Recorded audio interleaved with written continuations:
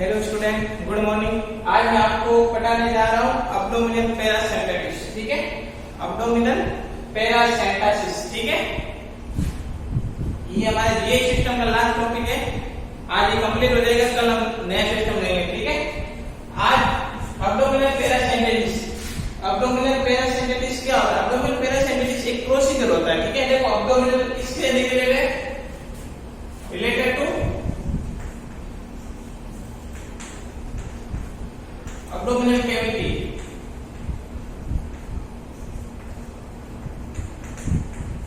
या peritoneal cavity. ठीक है, अब्डोमिनल किसके रिलेटेड है? रिलेटेड टू अब्डोमिनल कैविटी या पेरिटोनियल कैविटी। अब्डोमिनल किसके रिलेटेड है? अब्डोमिनल कैविटी से या पेरिटोनियल कैविटी से। ठीक है, और पैरासिम्पेटिस का मतलब होता है, देखो पैरासिम्पेटिस का क्या मतलब होता है? पैरासिम्पेटिस का मतलब होता है एस्पिरेशन ऑफ द फ्लूइड। ठीक है, इसका मींस क्या होता है? Aspiration of the fluid. Aspiration of the fluid. ठीक है, अब्डोमिनल किसके रिलेटेड है? अब्डोमिनल कैविटी के।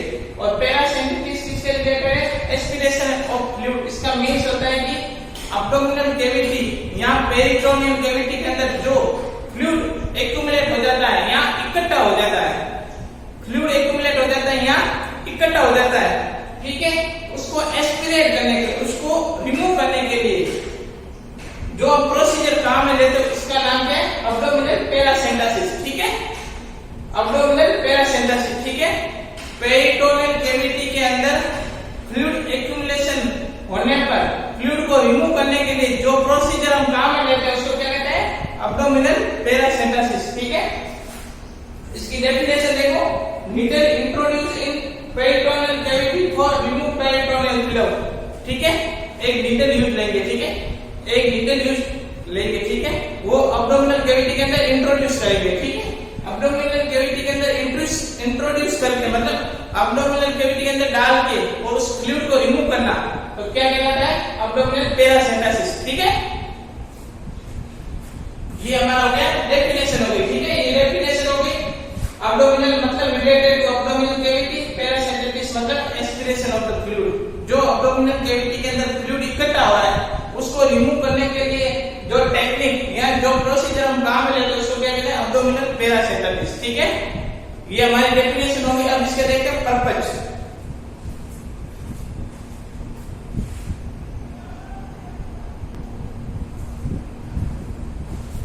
नेक्स्ट वन हम क्या देख रहे हैं? अब्डोमिनल पैरासिम्पेटिस के पर्पज देख रहे हैं। पर्पज मतलब उद्देश्य। पर्पज मतलब उद्देश्य। ठीक है, उद्देश्य या इसको ऑब्जेक्टिफिकेशन, ऑब्जेक्टिव। ठीक है, मतलब अब्डोमिनल पैरासिम्पेटिस यूज करने के क्या पर्पज है? ठीक है, क्या उद्देश्य है कि हम अब्डोमिनल पैरासिम्पेटिस यूज कर रहे हैं? ठीक है, पहला देखो पर्पज है relief pressure from abdominal organ. ठीक है, relief pressure from abdominal organ. देखो इंट्रा अब्डोमिनल प्रेशर बढ़ेगा। ठीक है, क्यों बढ़ रहा है? क्योंकि पेरिटोनियल कैविटी के अंदर क्या है? फ्लूइड एक्यूमुलेशन हो रहा है। ठीक है, फ्लूइड एक्यूमुलेशन हो रहा है तो इंट्रा अब्डोमिनल प्रेशर बढ़ेगा। इंट्रा अब्डोमिनल प्रेशर बढ़ेगा तो क्या होगा? जो अब्डोमिनल के अंदर ऑर्गन है, ठीक है, जो अब्डोमिनल के अंदर ऑर्गन है उस पर क्या पड़ेगा? प्रेशर पड़ेगा। ठीक है, और प्रेशर को दूर करने के लिए क्या करेंगे हम? अब्डोमिनल पैरासिम्पेटिस। ठीक है, अब्डोमिनल पैरासिम्पेटिस। सेकंड पर्पज है रिलीफ फ्रॉम रेस्पिरेटरी प्रॉब्लम। अब रेस्पिरेटरी प्रॉब्लम कैसे रिलीव करेंगे? देखो अब्डोमिनल प्रेशर बढ़ने की वजह से क्या होगा? जो डायफ्राम है, ठीक है, तो डायफ्राम पर भी प्रेशर पड़ेगा। ठीक है, डायफ्राम पर प्रेशर पड़ने से हमारे क्या होगी? रेस्पिरेटरी प्रॉब्लम होगी। ठीक है, ब्रीथिंग डिफिकल्टी होगी। ठीक है, उसको प्रिवेंट करने के लिए हम क्या यूज करेंगे? अब्डोमिनल पैरासिम्पेटिस। ठीक है, third number diagnostic and therapeutic purpose. Diagnostic मतलब इन्वेस्टिगेशन। ठीक है, डायग्नोस्टिक मतलब इन्वेस्टिगेशन और थेराप्यूटिक मतलब ट्रीटमेंट। ठीक है, इन्वेस्टिगेशन या थेराप्यूटिक, ठीक है, ट्रीटमेंट के रिलेटेड भी हम अब्डोमिनल पैरासिम्पेटिस यूज करेंगे। ठीक है, डायग्नोस्टिक जैसे कि एसाइटिस के अंदर, ठीक है, एसाइटिस के अंदर क्या होता है? फ्लूइड एक्यूमुलेशन हो जाता है पेरिटोनियल कैविटी के अंदर, तो उसकी मतलब उसको प्रिवेंट करने के लिए हम क्या करेंगे, अब्डोमिनल पैरासेंटेसिस। और थेराप्यूटिक अगर ट्रीटमेंट, ठीक है, एसआईटी से उसको ट्रीट करने के लिए भी क्या करेंगे, अब्डोमिनल पैरासेंटेसिस, ठीक है। और प्रोवाइड सपोर्ट, ठीक है, पेशेंट को सपोर्ट प्रोवाइड करने के लिए हम क्या करेंगे, अब्डोमिनल पैरासेंटेसिस, ठीक है।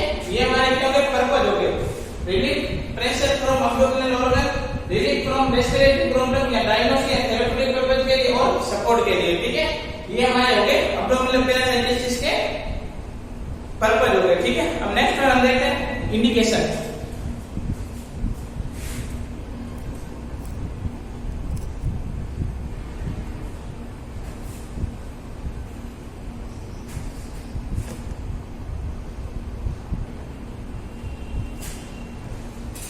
नेक्स्ट वन हम इसके क्या देख रहे हैं, इंडिकेशन देख रहे हैं। इंडिकेशन मतलब यूज, ठीक है, यूज।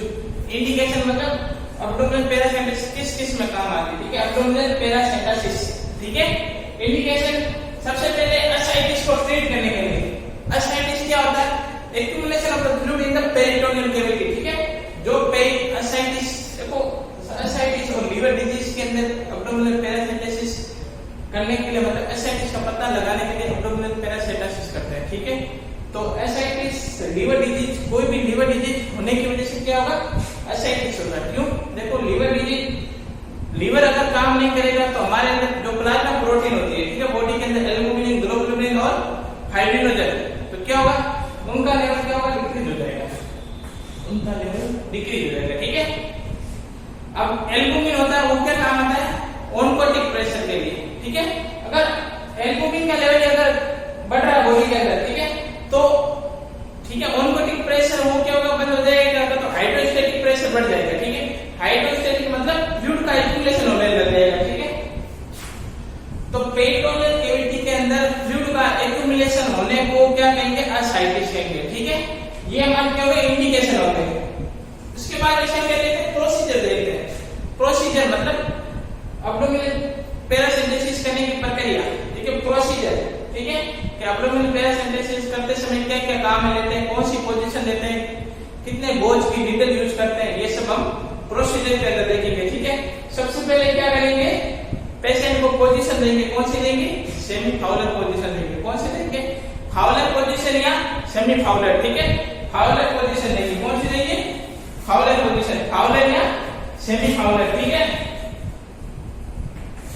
हम फाउलर देंगे या सेमी फाउलर देंगे, ठीक है। फाउलर पोजीशन कितने एंगल पर होती है, 45 टू 60 डिग्री, ठीक है, 45 टू 60 डिग्री, ठीक है। ये हमारा बेड है और ये पेशेंट है, ठीक है। अब लोग सेमी फाउलर पोजीशन देंगे, ठीक है। और जो हेड होता है, ठीक है, हेड के पीछे क्या पिलो का सपोर्ट देंगे, ठीक है, पिलो रखेंगे, पिलो मतलब तकिया रखेंगे, ठीक है। फाउलर पोजीशन देने के बाद क्या करेंगे, नीडल लेंगे, ठीक है। नीडल कितने बोझ की लेंगे, 18 बोझ की, कितने बोझ की, 18 बोझ की। और ये 18 बोझ की नीडल देखो अब्डोमिनल पैरासेंटेसिस के अंदर काम आती है, और ब्लड ट्रांसफ्यूजन करते हैं, उसके अंदर जो नीडल होती है वो भी 18 बोझ की होती है, ठीक है। जो ब्लड ट्रांसफ्यूजन करते हैं ना, उसमें भी 18 बोझ की नीडल यूज करते हैं, ठीक है।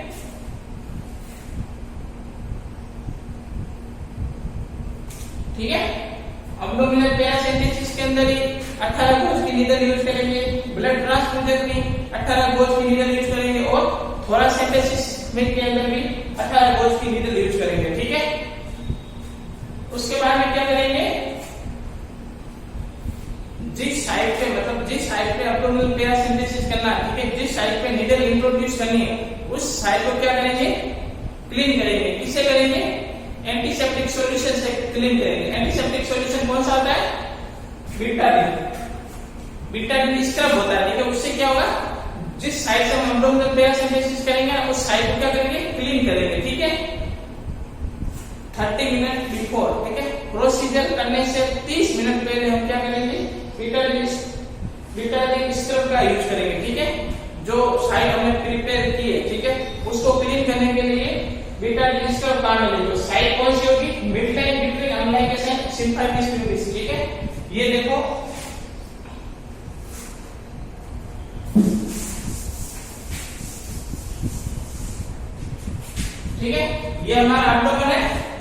और ये हमारा क्या अम्लाइकस, ठीक है, इसके अम्लाई के मिड बीच में, ठीक है, ये सिम्फाइसिस प्यूबिस के, ठीक है, ये हमारा क्या है सिम्फाइसिस प्यूबिस, ठीक है, ये हमारा क्या सिम्फाइसिस प्यूबिस, तो इसके बीच में mid line between umbilicus and symphysis pubis, ठीक है, यहाँ तो इस साइड नीडल इंट्रोड्यूस करेंगे, ठीक है, अम्लाइकस और सिम्फाइसिस प्यूबिस के बीच में, इसके अंदर ये नीडल इंट्रोड्यूस करेंगे यहाँ 2 बाई खड़ा हुए, ठीक है, 2 बाई खड़ा हुए, ठीक है, 2 बाई खड़ा हुए इंडियन स्पाइन, ठीक है, अम्लाइकस के अवे यहाँ पर भी इंट्रोड्यूस कर सकते हैं, ठीक है, नीडल इंट्रोड्यूस करते समय हमेशा ध्यान रखना है कि मतलब कोई ऑर्गन किडनी या कुछ वगैरह इंटरनल ऑर्गन डैमेज ना हो जाए, ठीक है, उसका पूरा ध्यान रखना है, ठीक है, ये हमारा क्या हो गया प्रोसीजर हो गया, ठीक है, प्रोसीजर हो गया। देखो सबसे पहले पेशेंट फाउलर पोजीशन देंगे, फाउलर पोजीशन देने के बाद में 18 पोजीशन नीडल इंट्रोड्यूस करेंगे, कहां पर करेंगे mid line between umbilicus and symphysis pubis, ठीक है, सिम्फाइसिस प्यूबिस, इसके बीच में हम क्या करेंगे नीडल इंट्रोड्यूस करेंगे और फ्लूइड को रिमूव कर देंगे, ठीक है, ये हमारा क्या हो गया प्रोसीजर हो गया अब्डोमिनल पैरासिम्पैथेटिस का, ठीक है, अब्डोमिनल पैरासिम्पैथेटिस में क्या हो गया प्रोसीजर हो गया, ठीक है। फ्लूइड को रिमूव करते समय हमेशा ध्यान रखना कि 2 लीटर फ्लूइड रिमूव करना है, ठीक ना, कितना रिमूव करना है 2 लीटर फ्लूइड, ठीक है, अगर मोर देन 3 लीटर होगा, ठीक है, अगर मोर देन 3 लीटर हमने अगर फ्लूइड रिमूव कर दिया, ठीक है, तो क्या होगा हाइपोवोलेमिया शॉक हो जाएगा, ठीक है, क्या हो जाएगा शॉक हो जाएगा, ठीक है, शॉक मतलब हाइपोवोलेमिया शॉक, ठीक है, ब्लीडिंग, हाइपोवोलेमिया शॉक, ठीक है, फ्लूइड की कमी आ जाएगी, ठीक है, उसकी वजह से क्या होगा टिश्यू परफ्यूजन हो जाएगा और शॉक हो जाएगा, ठीक है, तो हमेशा ध्यान रखना है कि 2 लीटर फ्लूइड से ज्यादा मतलब रिमूव नहीं करना, ठीक है, ठीक है, 2 लीटर, और अगर ये प्रोसीजर अगर रिपीट करना है, ठीक है, अगर के मतलब एब्डोमेन के अंदर फ्लूइड रह गया है तो 8 आवर आफ्टर, ठीक है, ये 8 घंटे बाद हम ये प्रोसीजर वापस रिपीट कर सकते हैं, ऐसे नहीं कि मतलब एब्डोमिनल पैरासिम्पैथेटिस किया और 10-15 मिनट बाद वापस हमने एब्डोमिनल पैरासिम्पैथेटिस और करके रिमूव को फ्लूइड कर दिया, ठीक है, रिमूव को आउट ऑफ कर दिया, ठीक है, ऐसे नहीं करना, 8 घंटे के बाद वापस प्रोसीजर को रिपीट कर सकते हैं, ठीक है, तब 3 लीटर से अगर ज्यादा फ्लूइड एक्यूमुलेट होता है, ठीक है, तो शॉक के अंदर पेशेंट जा सकता है, ठीक है, प्रोसीजर को रिपीट 8 घंटे बाद देना है, ठीक है, 8 घंटे बाद देना है।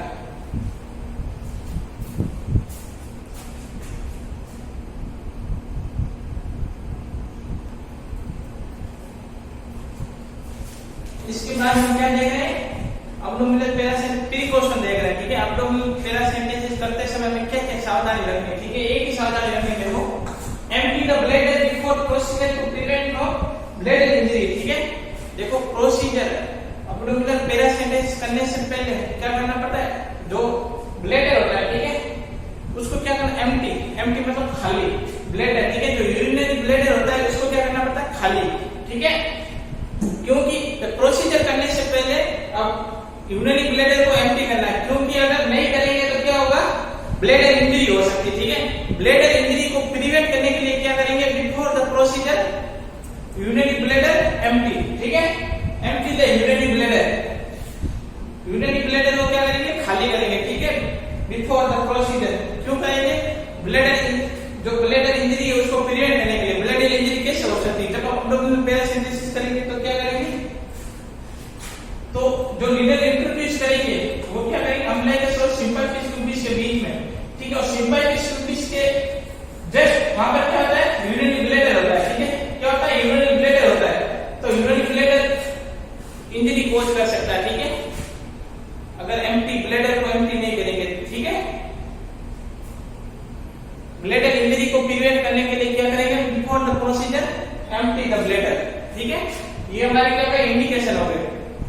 अब नेक्स्ट वन हम क्या देख रहे हैं नोट,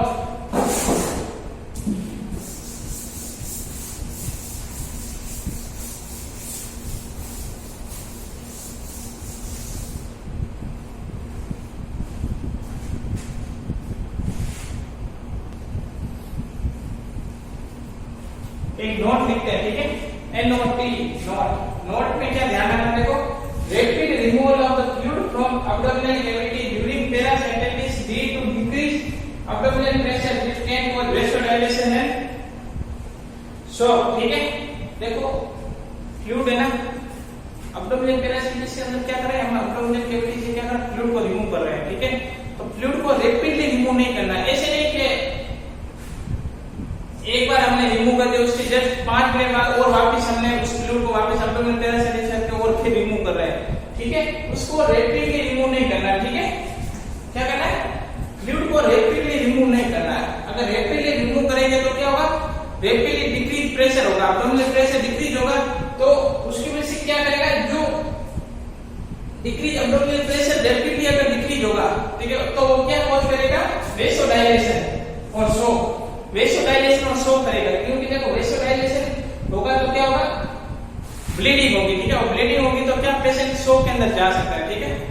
क्या होगा, वेसो वहां पर क्या है, जो वेसल से वो क्या होगी, डायलेट हो जाएगी। रैपिडली करेंगे तो वेसल डायलेट हो जाएगी और डायलेशन की वजह से जो मतलब वॉल है, जो वॉल से, ठीक है, जो लेयर से वो क्या रप्चर हो जाएगी। अब रप्चर होने की वजह से क्या होगा, जो फ्लूइड है वो ब्लीडिंग होने लग जाएगी, ठीक है। और ब्लीडिंग होने की वजह से क्या होगा, पेशेंट शॉक के अंदर ही जा सकता है, ठीक है। पेशेंट शॉक के अंदर ही जा सकता है। ये हमने एक नोट लिखा है, ठीक है, कि rapid removal of the fluid from abdominal cavity during parasympathetic lead to decrease abdominal pressure which can cause vasodilation and shock, ठीक है।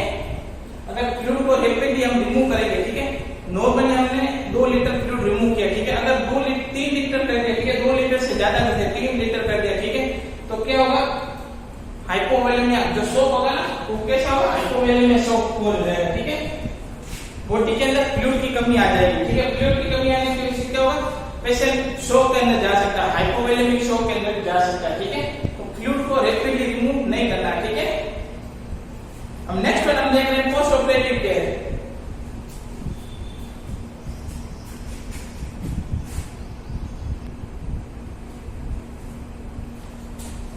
नेक्स्ट वन हम क्या देख रहे हैं, abdominal parasympathetic का पोस्ट ऑपरेटिव केयर देख रहे हैं। क्या देख रहे हैं, पोस्ट ऑपरेटिव केयर, ठीक है।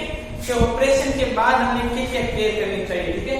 ऑपरेशन के बाद सबसे पहले हमने जो हमें इंसिजन साइट थी, ठीक है, जहां से हमने नीडल इंट्रोड्यूस की है, ठीक है, नीडल को इंट्रोड्यूस करके उस फ्लूइड को बाहर निकाला, ठीक है, बाहर निकाला, ठीक है। तो क्या करेंगे, इंसिजन साइट होती है, वहां पर क्या करेंगे, ड्राई ड्रेसिंग करेंगे, ठीक है, ड्राई स्टेराइड, ठीक है, ड्राई स्टेराइड ड्रेसिंग अप्लाई करेंगे, ठीक है। क्यों करेंगे, ताकि इंसिजन साइट आपको पता है वेट होती है, ठीक है, गीली होती है, ठीक है। तो उसको क्या करेंगे, ड्राई ड्रेसिंग करेंगे, ठीक है, ड्राई ड्रेसिंग यूज करेंगे, ताकि वो जहां पर मतलब इंसिजन साइट पर थोड़ा बहुत फ्लूइड हो, ठीक है, वो मतलब ड्राई ड्रेसिंग से दूर हट जाए, ठीक है। तो ड्राई स्टेराइड ड्रेसिंग अप्लाई करेंगे, ठीक है। और सेकंड नंबर हम क्या करेंगे, पोस्ट ऑपरेटिव केयर में ब्लीडिंग, ठीक है, ब्लीडिंग को मॉनिटर करेंगे। जहां से हमने जो मतलब नीडल इंट्रोड्यूस की है, ठीक है, उस इंसिजन साइट पर हम क्या देखेंगे कि कोई ब्लीडिंग तो नहीं हो रही, ठीक है, उसको मॉनिटर करेंगे, ठीक है, इंसिजन साइट पर। और ठीक है, ये हमारे पोस्ट ऑपरेटिव केयर है। Post operative dry dressing technique use करेंगे और ब्लीडिंग को मॉनिटर करेंगे, ठीक है। और उसके बाद में देखते हैं कॉम्प्लिकेशन देखते हैं abdominal parasympathetic के कॉम्प्लिकेशन, पेरिटोनाइटिस, ब्लीडिंग और हाइपोवोलेमिया शॉक, ठीक है। पेरिटोनाइटिस, ब्लीडिंग और हाइपोवोलेमिया शॉक, ठीक है। पेरिटोनाइटिस मोस्ट कॉमन इसका कॉम्प्लिकेशन है abdominal parasympathetic का, ठीक है। पेरिटोनाइटिस क्या होता है, inflammation in the peritoneal cavity, ठीक है, यहाँ पेरिटोनियम वॉल, ठीक है, inflammation in the peritoneum wall, ठीक है, इसको क्या बोलेंगे, पेरिटोनाइटिस। तो पेरिटोनाइटिस कैसे कॉज होगा, कॉम्प्लिकेशन इसकी कैसे हो सकता है, क्योंकि abdominal parasympathetic स्ट्रक्चर हमें क्या होती है, जो पेरिटोनियल लेयर रहती है, ठीक है, उसको हम क्या नीडल को इंट्रोड्यूस करते हुए पेरिटोनियल कैविटी को पार करते हुए हम फ्लूइड को निकाल रहे हैं। तो वहां पर क्या हो सकता है, पेरिटोनियल के अंदर कोई इन्फ्लेमेशन हो सकता है, ठीक है। और उस इन्फ्लेमेशन को हम क्या करेंगे, पेरिटोनाइटिस और ब्लीडिंग, ठीक है। अगर हमने रैपिडली अगर फ्लूइड को रिमूव किया, ठीक है, रैपिडली अगर फ्लूइड को रिमूव किया तो इंसिजन साइट पर क्या हो सकता है, ब्लीडिंग, ठीक है। और थर्ड नंबर हमने देखा हाइपोवोलेमिक शॉक, ठीक है, शॉक की कंडीशन हो सकती है। शॉक की कंडीशन क्यों होगी, क्योंकि हमने रैपिडली जो फ्लूइड को रिमूव किया, ठीक है, उसकी वजह से क्या हो रहा है, वेसोडाइलेशन हो रहा है। वेसोडाइलेशन होने की वजह से क्या होगा, जो फ्लूइड है, ठीक है, उसको फ्लूइड में क्या आ जाएगी, कमी आ जाएगी, ठीक है। तो क्या होगा, शॉक कोज हो जाएगा, ठीक है, हाइपोवोलेमिक शॉक हो जाएगा, ठीक है। फ्लूइड की डेफिशिएंसी की वजह से क्या हो जाएगा, हाइपोवोलेमिक शॉक, ठीक है। ये हमारे क्या कॉम्प्लिकेशन। इसके बाद हम देखेंगे इसकी नर्सिंग केयर देख रहे हैं, ठीक है।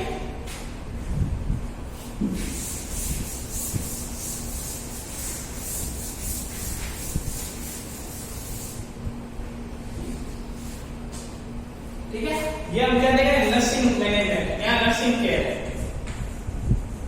ठीक है। प्रायोरिटी नर्सिंग केयर, ठीक है, प्रायोरिटी नर्सिंग केयर, ठीक है। एब्डोमिनल पैरासिम्पथेसिस के अंदर नर्सिंग केयर क्या है, ठीक है। देखो सबसे पहले हम क्या करेंगे, जो पेशेंट है, ठीक है, उसको क्या करेंगे, एब्डोमिनल पैरासिम्पथेसिस का जो प्रोसीजर होता है उसको क्या, उसके सामने क्या करेंगे, एक्सप्लेन करेंगे, ठीक है। ये मतलब एब्डोमिनल पैरासिम्पथेसिस ऐसे से होता है, मतलब जो हम प्रोसीजर करेंगे वो उसको पूरा बताएंगे, ठीक है। जो उसके डाउट है वो क्या करेंगे, क्लियर करेंगे, ठीक है, ठीक है। प्रोसीजर को उसके सामने एक्सप्लेन करेंगे, ठीक है। और जो पेशेंट के डाउट है उसको क्या करेंगे, प्रिवेंट करेंगे, ठीक है। और सेकंड में हम देखते हैं ऑप्टेन वाइटल साइन, ठीक है। ड्यूरिंग नर्सिंग केयर, देखो ड्यूरिंग नर्सिंग केयर के अंदर क्या करते हैं, देखो प्रोसीजर, ये नर्सिंग केयर का ये प्रायोरिटी नर्सिंग केयर है, ठीक है।